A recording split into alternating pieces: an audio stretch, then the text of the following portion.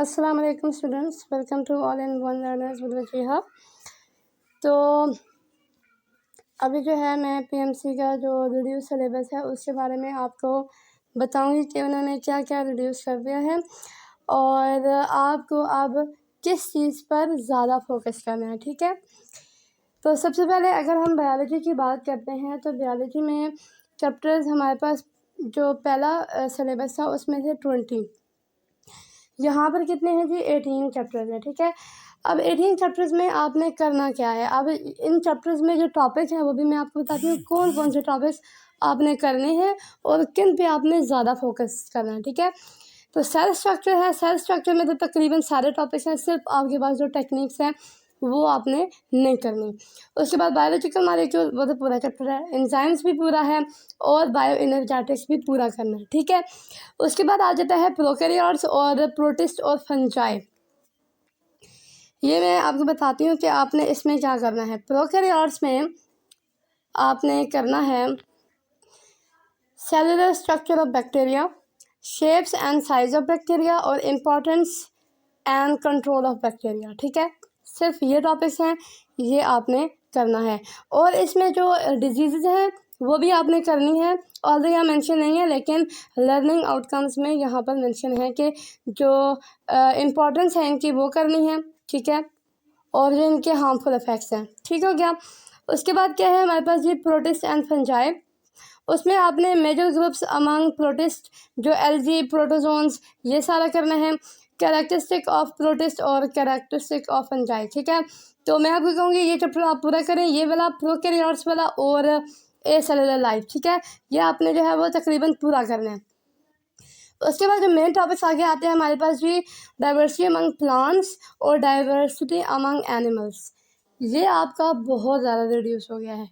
अब आपने यहाँ पर सिर्फ जनरल कैरेक्टरिस्टिक करने हैं, लिखा हुआ है जनरल इंट्रोडक्शन ऑफ प्लांट्स करना है सिर्फ, और कैरेक्टरिस्टिक फीचर्स ऑफ प्लांट्स करना है। ठीक है, उसके बाद आपके पास है जी एनिमेलिया।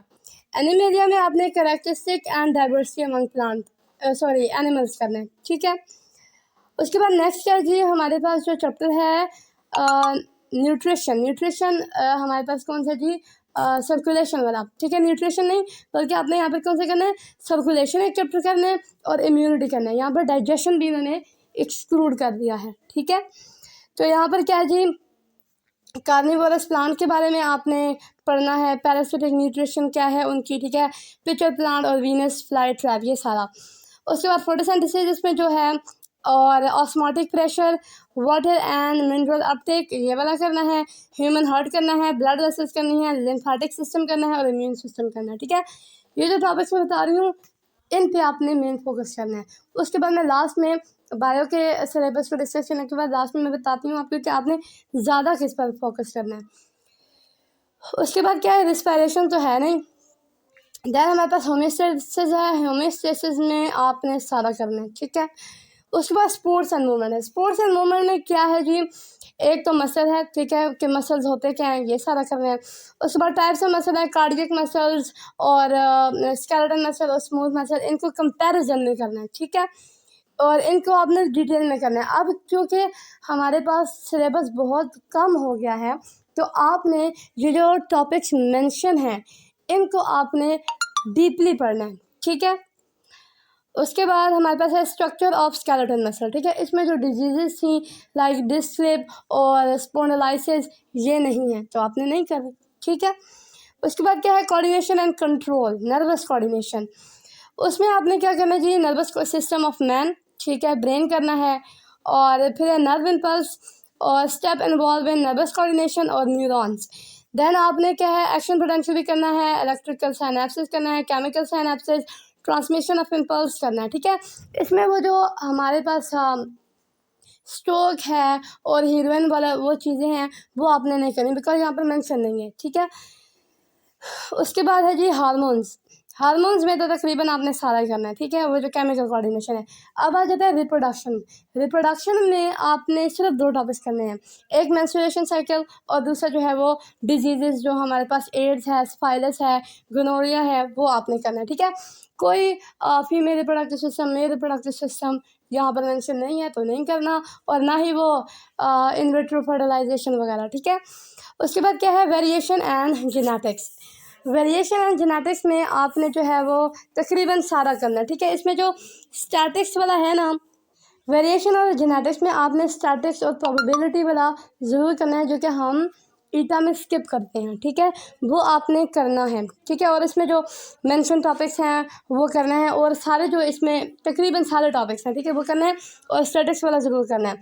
उसके बाद क्या है जी, क्रोमोसोमल डीएनए जी तो आपने पूरा करना है, ठीक है। उसके बाद एवोल्यूशन है, एवोल्यूशन भी छोटा सा चैप्टर है, वो तो पूरा करना है, ठीक है।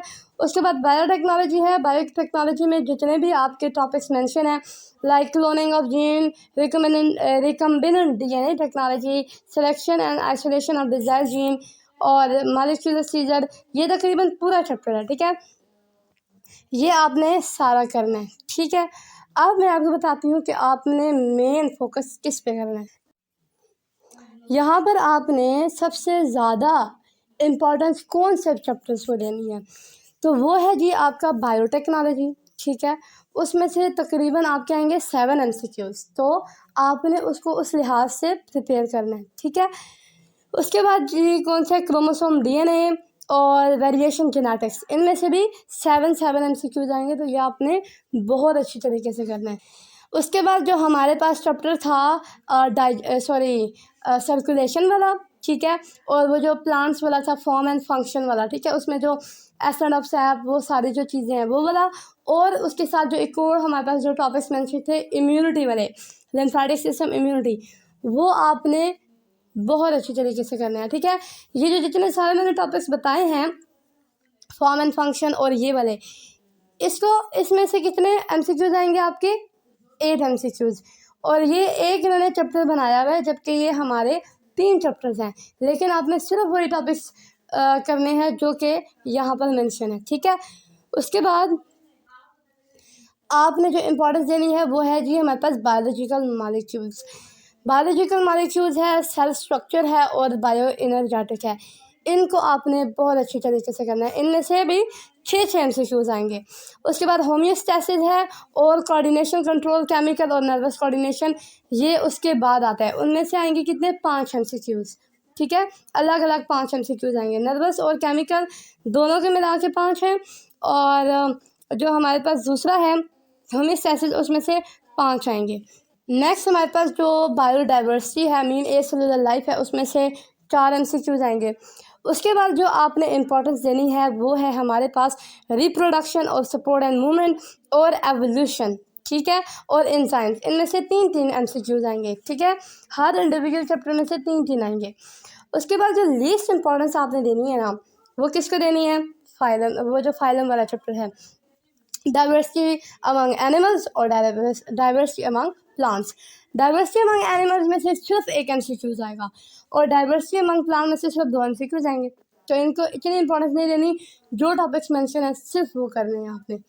उसके बाद है प्रोटिस्ट एंड फंजाई और प्रोकैरियोट्स, उसमें से 2 MCQs आएंगे, ठीक है। ये था हमारे पास बायो का। अब हम बात करते हैं जी केमिस्ट्री की। केमिस्ट्री में क्या चीज़ें हमारे पास इंक्लूड हैं और क्या एक्सक्लूड हैं। चैप्टर्स तो पिछले ही सिलेबस के हैं, 19 चैप्टर्स हैं, और अब 19 चैप्टर्स में जो सब टॉपिक्स हैं वो देखते हैं कि कौन से एक्सक्लूड हुए हैं और कौन से नहीं हुए, और किन को हमें ज़्यादा इंपॉर्टेंस देनी है, किन का वेटेज ज़्यादा है, वो देखते हैं। सबसे पहले है introduction to fundamental concepts of chemistry. इसमें हमने एटॉमिक मास है, और एम्पिरिकल फार्मूला है, और मॉलिक्यूलर फार्मूला है, कॉन्सेप्ट ऑफ मोल और अवोगाड्रोस नंबर, ये सारा, और ये जितनी भी कन्वर्जन है, जितनी भी ट्रिक्स मैं अपनी वीडियोस में पहले बता चुकी हूँ, वो सारी आपने करनी है। उसके बाद परसेंटेज यील्ड है। परसेंटेज यील्ड की अभी तक मैंने ट्रिक्स आपको नहीं बताई, लेकिन इंशाल्लाह मैं वीडियोस में आपको ज़रूर बताऊँगी, और बिज़ी होने की वजह से मैं नहीं बता सकती। अच्छा, अब हम बात करते हैं एटॉमिक स्ट्रक्चर की। एटॉमिक स्ट्रक्चर में हमारे पास कौन से टॉपिक्स हैं जी, कॉन्सेप्ट ऑफ ऑर्बिटल्स। ऑर्बिटल्स का जो कॉन्सेप्ट है वो आपने सही से देखना है। उसके बाद इलेक्ट्रॉनिक कन्फिगरेशन, ठीक है। उसके बाद है जी हमारे पास discovery and properties of protons.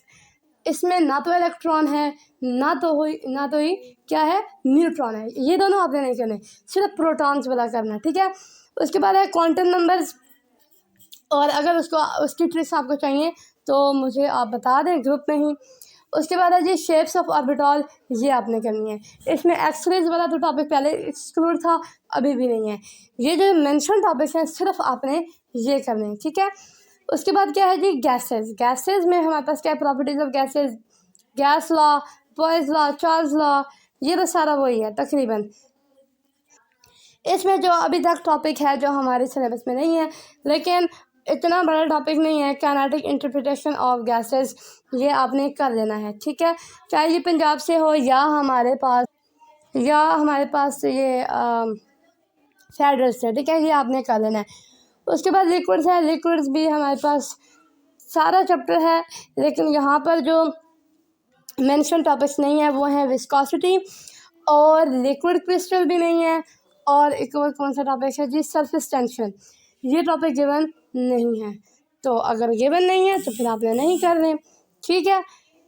और ये जो लर्निंग आउटकम्स हैं ये आपने ज़रूर देखने हैं, ज़रूर देखने हैं, बिकॉज इसमें जो चीज़ें लिखी हैं ना इस टाइप के आपको एमसीक्यूज आ सकते। उसके बाद हमारे पास है जी सॉलिड चैप्टर। सॉलिड में क्या है, इंट्रोडक्शन है, टाइप्स ऑफ सॉलिड है, आयनिक सॉलिड, मॉलिक्यूलर सॉलिड और क्रिस्टल लैटिस। यूनिट सेल जो मैंने आपको पहले कहा था वो नहीं है। उसके बाद हमारे पास जो अगला चैप्टर है केमिकल इक्विलिब्रियम। केमिकल इक्विलिब्रियम में तकरीबन सारा है, उसमें जो एसिड बेसिस के टॉपिक्स डाले गए हैं वो हमारे पास है जी बफर सोल्यूशन, सिर्फ एक ये डाला है, ठीक है, तो ये आपने करना है। उसके बाद रिएक्शन काइनेटिक्स है। रिएक्शन काइनेटिक्स भी पीछे वाला ही है तकरीबन सारा, तो वो आपने करना है, ठीक है, जितने भी टॉपिक्स मेंशन हैं। उसके बाद थर्मोकेमिस्ट्री है, वो भी तकरीबन सारा है। इलेक्ट्रोकेमिस्ट्री है। इलेक्ट्रोकेमिस्ट्री में जो मैंने आपको वीडियोस बनाई हैं, ठीक है, सारी मेरी जो टॉपिक्स गिवन थे यहाँ पर, ठीक है, वो मैं वीडियोस बना चुकी हूँ, तो सिर्फ वही टॉपिक्स आपने करने हैं, सही हो गया। उसके बाद केमिकल बॉन्डिंग है। केमिकल बॉन्डिंग में हमारे पास कौन सा है जी, एक है atomic sizes, atomic radii, ionic radii और आयनाइजेशन एनर्जी, इलेक्ट्रॉन एफिनिटी, ये सारी अपने हाइब्रिडाइजेशन वगैरह ये सारा आपने करना है, ठीक है। और इसमें जो नई चीज़ केपीके वालों के लिए वो क्या है जी, डेटिव कोवेलेंट बॉन्ड, क्योंकि आपने नहीं पढ़ा आई थिंक सो, और वो आपने ज़रूर करना है। और इसमें वेस्पर थ्योरी भी है, और इसमें क्या नहीं है जी, वीबीटी नहीं है और एमओटी भी नहीं है, तो ये आपने नहीं करनी, हाइब्रिडाइजेशन करनी है, ठीक है। और जो टॉपिक्स मेंशन नहीं है उनको आप ना करें, क्योंकि अभी आपके पास सिर्फ 20 डेज बचे हैं, तो आपने उन टॉपिक्स को बहुत अच्छी तरीके से करना है जो मेंशन है, क्योंकि उनमें से एमसीक्यूज आएंगे तो आपने बहुत अच्छी तरीके से याद करना है। उसके बाद कौन सा चैप्टर है जी, एस&पी ब्लॉक एलिमेंट्स। उसमें हमारे पास है जी electronic configuration, chemical properties of S block elements, फिर ग्रुप 1 है, और एटॉमिक एंड फिजिकल प्रॉपर्टीज हैं, और ट्रेंड इन रिएक्टिविटी है। ये सारा ग्रुप 1 के रिलेटेड आपने करना है। उसके बाद ग्रुप 2 है, उसमें भी ये चीज़ें करनी है, और जो ट्रेंड्स आपने अच्छे तरीके से याद करने हैं वो है atomic radii, ionic radii, electronegativity, electropositivity, metallic character, melting point, boiling point, ठीक है। अगर आपको इन ट्रेंड्स में कोई मुश्किल है तो इससे रिलेटेड, इन ट्रेंड्स के रिलेटेड मैंने पहले वीडियो अपलोड की हुई है, वो आप देख लें। उसके बाद क्या है जी, ट्रांजिशन एलिमेंट। ट्रांजिशन एलिमेंट में सिर्फ जनरल कैरेक्टरिस्टिक है, ठीक है। जनरल कैरेक्टरिस्टिक तो बहुत ईजी है, तो जनरल कैरेक्टरिस्टिक को आपने बहुत अच्छी तरीके से याद करना है, ठीक है। आपको एक एक पॉइंट आना चाहिए। इसमें मैं आपको सजेस्ट करूँगी कि आप जो नोमेनक्लेचर है वो ज़रूर पढ़ लें, ठीक है। अगर कोई एमसीक्यूज आ जाता है इन केस, तो आप कर सकें, ठीक है, कुछ ना कुछ तो आपको आना चाहिए। उसके बाद fundamental principle of organic chemistry है, इसको और रिड्यूस उन्होंने कर दिया है। पहले इसमें हमारे पास था रिफाइनिंग भी था, और रिफॉर्मिंग वाले टॉपिक्स भी थे, तो वो भी ख़त्म हो गए। और अब इसमें क्या है, क्लासिफिकेशन ऑफ ऑर्गेनिक कंपाउंड्स है, सिर्फ क्लासिफिकेशन, एलिसाइक्लिक, एसाइक्लिक, वो सारा आपने करना है, ठीक है। और क्या है, आइसोमेरिज्म। आइसोमेरिज्म की ट्रिक्स मैंने बहुत अच्छी सी अपलोड की हुई हैं, तो वो आपने ज़रूर देख लेनी है। उसके बाद क्या है जी, हाइड्रोकार्बन्स। उसमें आपने open chain and close chain hydrocarbons को देखना है। नोमेनक्लेचर ऑफ अल्केन्स, अल्कीन्स और अल्काइन, सिर्फ इन्होंने नोमेनक्लेचर कहा है, ठीक है। रिएक्शंस अभी तक इन्होंने नहीं बताया, लेकिन आप रिएक्शंस सिर्फ एक एक दफ़ा पढ़ लीजिएगा, ठीक है। एक एक दफ़ा पढ़ने में से कुछ भी नहीं होता, एक एक दफ़ा पढ़ लीजिएगा, ठीक है। उसके बाद क्या है, बेंजीन। बेंजीन की प्रॉपर्टीज़ है, स्ट्रक्चर है, मॉडर्न रिप्रेजेंटेशन है, रिएक्शंस भी हैं, ठीक है। बेंजीन के रिएक्शंस हैं, रेजोनेंस मेथड है, और जो इलेक्ट्रोफिलिक सब्स्टिट्यूशन है वो भी है। और यहाँ पर क्या है जी, the molecular orbital treatment of benzene, ये भी आपने टॉपिक करना है, ठीक है। अगर ये टॉपिक आपको पंजाब की बुक्स मिलता है तो आप ज़रूर करें, और अगर नहीं मिलता तो बता दें, मैं आपको प्रोवाइड कर दूँगी। और इसमें जो मैं आपको लर्निंग आउटकम्स ज़रूर बताऊंगी, ठीक है। इसमें लर्निंग आउटकम्स बहुत इंपॉर्टेंट है। लर्निंग आउटकम्स क्या है जी, हाइड्रोकार्बन के classify hydrocarbons as aliphatic and aromatic, जो कि मैंने पहले बताया। उसके बाद क्या है जी, नोमेनक्लेचर ऑफ अल्केन्स। अल्केन्स में जो एक और चीज़ आपने करनी है, उन्होंने रिएक्शन तो पहले नहीं बताए थे ऊपर टॉपिक्स में, लेकिन लर्निंग आउटकम्स में क्या है कि फ्री रेडिकल इनिशिएशन, प्रोपगेशन और टर्मिनेशन आपने करना है। उसके बाद क्या जी, describe the mechanism of free radical substitution in alkanes exemplify by methane and ethane, ये भी आपने करना है, ठीक है। आपने मीथेन और ईथेन के रेफरेंस से करना है, ठीक है। किसी और या हम कोई भी और लिख देते हैं उस तरह नहीं करना, बल्कि ईथेन और मीथेन लिखा हुआ है तो उसको आपने मेंशन करके जो है देखना है उसको, ठीक है। उसके बाद क्या जी, देन आपने आईपैक नेमिंग ऑफ अल्कीन के बाद हमारे पास है जी सॉलिड चैप्टर। सॉलिड में क्या है, इंट्रोडक्शन है, टाइप्स ऑफ सॉलिड है, आयनिक सॉलिड, मॉलिक्यूलर सॉलिड और क्रिस्टल लैटिस। यूनिट सेल जो मैंने आपको पहले कहा था वो नहीं है। उसके बाद हमारे पास जो अगला चैप्टर है, केमिकल इक्विलिब्रियम। केमिकल इक्विलिब्रियम में तकरीबन सारा है, उसमें जो एसिड बेसिस के टॉपिक्स डाले गए हैं वो हमारे पास है जी, बफर सोल्यूशन, सिर्फ एक ये डाला है, ठीक है। तो ये आपने करना है। उसके बाद रिएक्शन काइनेटिक्स है, रिएक्शन काइनेटिक्स भी पीछे वाला ही है तकरीबन सारा, तो वो आपने करना है, ठीक है, जितने भी टॉपिक्स मेंशन हैं। उसके बाद थर्मोकेमिस्ट्री है, वो भी तकरीबन सारा है। इलेक्ट्रोकेमिस्ट्री है, इलेक्ट्रोकेमिस्ट्री में जो मैंने आपको वीडियोस बनाई हैं, ठीक है, सारी मेरी जो टॉपिक्स गिवन थे यहाँ पर, ठीक है, वो मैं वीडियोस बना चुकी हूँ, तो सिर्फ वही टॉपिक्स आपने करने हैं, सही हो गया। उसके बाद केमिकल बॉन्डिंग है। केमिकल बॉन्डिंग में हमारे पास कौन सा है जी, एक है atomic sizes, atomic radii, ionic radii और आयनाइजेशन एनर्जी, इलेक्ट्रॉन एफिनिटी, ये सारी अपने हाइब्रिडाइजेशन वगैरह ये सारा आपने करना है, ठीक है। और इसमें जो नई चीज़ केपीके वालों के लिए वो क्या है जी, डेटिव कोवेलेंट बॉन्ड, क्योंकि आपने नहीं पढ़ा आई थिंक सो, और वो आपने ज़रूर करना है। और इसमें वेस्पर थ्योरी भी है, और इसमें क्या नहीं है जी, विबिलिटी नहीं है और एमओटी भी नहीं है, तो ये आपने नहीं करनी, हाइब्रिडाइजेशन करनी है, ठीक है। और जो टॉपिक्स मेंशन नहीं है उनको आप ना करें, क्योंकि अभी आपके पास सिर्फ 20 डेज बचे हैं, तो आपने उन टॉपिक्स को बहुत अच्छी तरीके से करना है जो मेंशन है, क्योंकि उनमें से एमसीक्यूज आएंगे तो आपने बहुत अच्छी तरीके से याद करना है। उसके बाद कौन सा चैप्टर है जी, एस&पी ब्लॉक एलिमेंट्स। उसमें हमारे पास है जी electronic configuration, chemical properties of S block elements, फिर ग्रुप 1 है, और एटॉमिक एंड फिजिकल प्रॉपर्टीज हैं, और ट्रेंड इन रिएक्टिविटी है। ये सारा ग्रुप 1 के रिलेटेड आपने करना है। उसके बाद ग्रुप 2 है, उसमें भी ये चीज़ें करनी है, और जो ट्रेंड्स आपने अच्छी तरीके से याद करने हैं वो है atomic radii, ionic radii, electronegativity, electropositivity, metallic character, melting point, boiling point, ठीक है। अगर आपको इन ट्रेंड्स में कोई मुश्किल है तो इससे रिलेटेड, इन ट्रेंड्स के रिलेटेड मैंने पहले वीडियो अपलोड की हुई है, वो आप देख लें। उसके बाद क्या है जी, ट्रांजिशन एलिमेंट। ट्रांजिशन एलिमेंट में सिर्फ जनरल कैरेक्टरिस्टिक है, ठीक है। जनरल कैरेक्टरिस्टिक तो बहुत ईजी है, तो जनरल कैरेक्टरिस्टिक को आपने बहुत अच्छी तरीके से याद करना है, ठीक है। आपको एक एक पॉइंट आना चाहिए। इसमें मैं आपको सजेस्ट करूँगी कि आप जो नोमेनक्लेचर है वो ज़रूर पढ़ लें, ठीक है। अगर कोई एमसीक्यूज आ जाता है इन केस, तो आप कर सकें, ठीक है, कुछ ना कुछ तो आपको आना चाहिए। उसके बाद fundamental principle of organic chemistry है, इसको और रिड्यूस उन्होंने कर दिया है। पहले इसमें हमारे पास था रिफाइनिंग भी था और रिफॉर्मिंग वाले टॉपिक्स भी थे, तो वो भी ख़त्म हो गए। और अब इसमें क्या है, क्लासिफिकेशन ऑफ ऑर्गेनिक कंपाउंड्स है, सिर्फ क्लासिफिकेशन। एलिसाइक्लिक, एसाइक्लिक, वो सारा आपने करना है, ठीक है। और क्या है आइसोमेरिज्म, आइसोमेरिज्म की ट्रिक्स मैंने बहुत अच्छी सी अपलोड की हुई हैं, तो वो आपने ज़रूर देख लेनी है। उसके बाद क्या है जी हाइड्रोकार्बन्स, उसमें आपने open chain and close chain hydrocarbons को देखना है। नोमेनक्लेचर ऑफ अल्केन्स, अल्कीन्स और अल्काइन्स, सिर्फ इन्होंने नोमेनक्लेचर कहा है, ठीक है। रिएक्शंस अभी तक इन्होंने नहीं बताया, लेकिन आप रिएक्शंस सिर्फ एक एक दफ़ा पढ़ लीजिएगा, ठीक है। एक एक दफ़ा पढ़ने में से कुछ भी नहीं होता, एक एक दफ़ा पढ़ लीजिएगा, ठीक है। उसके बाद क्या है बेंजीन, बेंजीन की प्रॉपर्टीज़ है, स्ट्रक्चर है, मॉडर्न रिप्रेजेंटेशन है, रिएक्शंस भी हैं, ठीक है। बेंजीन के रिएक्शंस हैं, रेजोनेंस मेथड है, और जो इलेक्ट्रोफिलिक सब्स्टिट्यूशन है वो भी है।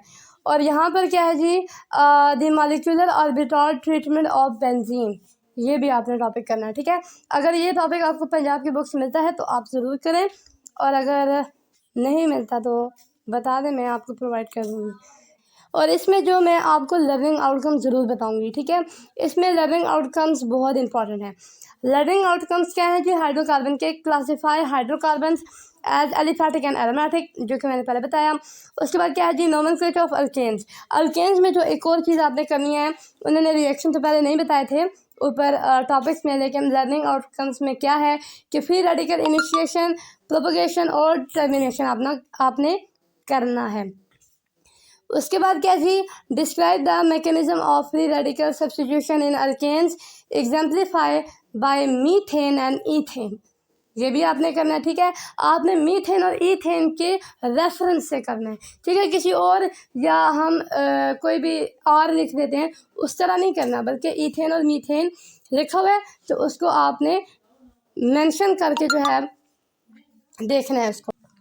उसके बाद क्या है जी आपके पास कि explain the shape of ethene molecule in term of sigma and pi bond, ठीक है, ये आपने बताना है। और उसके बाद describe the structure and reactivity of alkenes as exemplified by ethene, तो इथीन की एग्जाम्पल आपने लेकर उसकी रिएक्टिविटी और स्ट्रक्चर को बयान करना है, ठीक है। उसको अच्छी तरीके से आपने एक्सप्लोर करना है कि क्या क्या इनमें चीज़ें हैं।